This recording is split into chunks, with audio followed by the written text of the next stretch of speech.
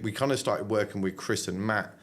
And then, I saw, and then the way that I saw kind of Chris move, and he was managing to get, I don't know, like another 2 days out of one day that I was managing to do.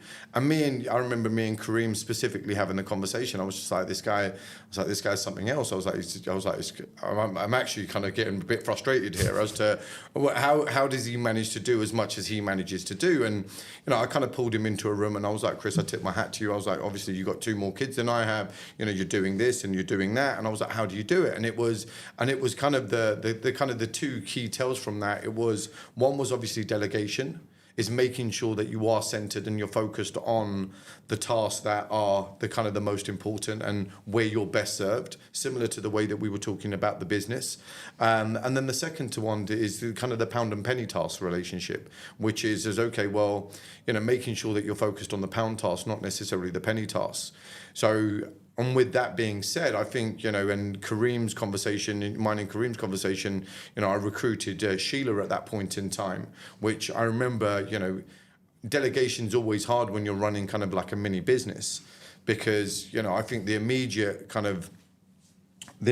I guess, thought that goes through most individuals' mind when I have similar conversations is, okay, well, if I'm going to spend all of this money on this particular individual, how do I make sure I get 9 hours, 8 hours a day out of them? And the initial thought, and the answer to that is you probably won't to begin with.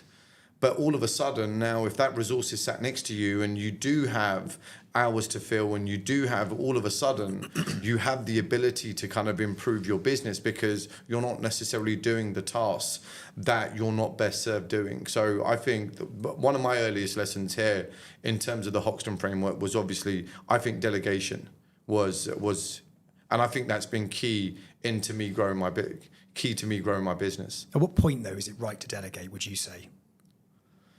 I think you have to be pragmatic, and I think sometimes you almost need to treat yourself as a bit of a management consultant. I think what I've always done is, always kind of look at what it is that you're doing, take a step out, and read yourself as a business. Where are you spending all of your time, and what is the return on investment in that time being spent?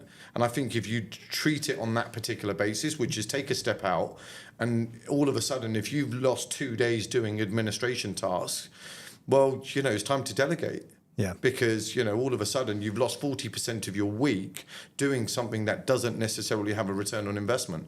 And it's not something that you're great at. Also, it comes to a point, doesn't it? You did exactly that. You pulled Chris into a room and you from afar you were admiring, thinking like, how is he doing this? Yeah. You said it almost frustrated you, but you dropped it, the ego, came humble, went into a room and just asked, right? And when you ask, you get. And sometimes a simple conversation like that is a thing that can take you to the next level.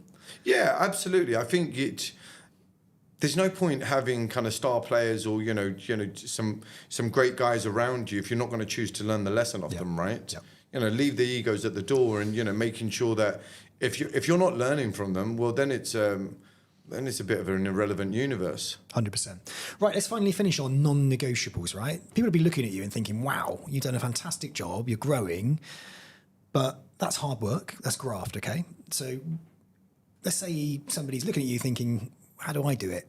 What are the non-negotiables when it comes to being a successful financial planner? The non-negotiables?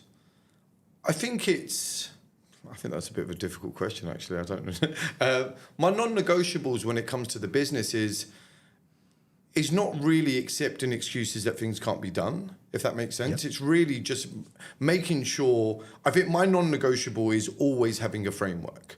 I think the way that I run my business is I'm a very logical individual in the sense that there has to be a blueprint to the way that I run my business. So what me and my team do twice a year is we sit down and we go through every single client almost as a line item basis. I have the privilege of doing that because I don't have a huge number of clients. And then actually understanding what do they need, what needs to be done, and actually where is a value proposition that can be delivered.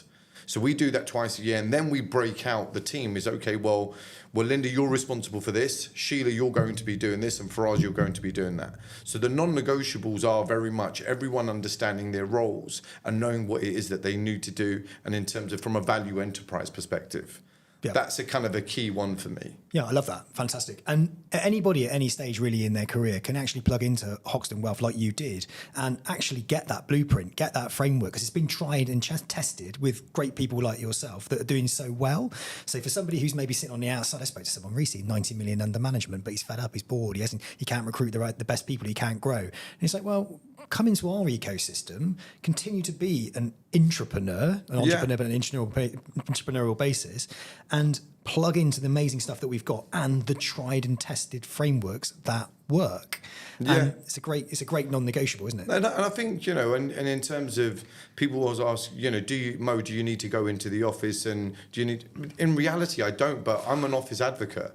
I would much rather be in a dynamic environment and making sure that we're having conversations, because if you're in earshot of, a particular kind of client, a case study or something along those lines, your ability to learn, you don't need to learn every single lesson yourself. Yeah. And that's the painful way of doing so. Yeah. Perfect. Love it.